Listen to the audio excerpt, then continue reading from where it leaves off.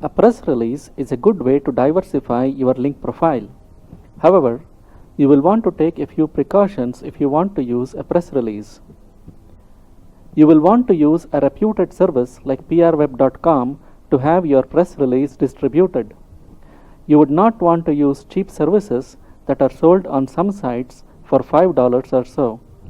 Those very low cost services might end up hurting your site instead of helping it. prweb.com is expensive, but services like these are the only ones you would want to use. You would want to use only naked URL links to link to your site from your press release. Do not use exact or partial match anchors ever in a press release.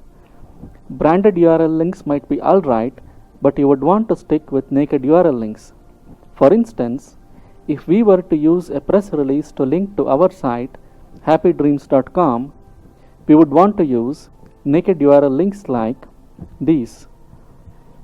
We would never ever want to use anchors like best mattress, best twin mattress, and the like. Using exact or partial match anchors in a press release can hurt your site, more so if the links are not no-followed. So, you would want to avoid using exact or partial match anchors in a press release. You will want to no-follow every single link to your site in the press release. This is very important. You would want to use the rel is equal to no-follow tag and no-follow every single link to your site in the press release.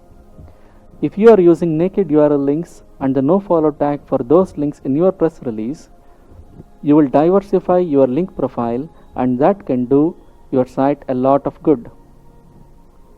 You would want to use a professional to write the release.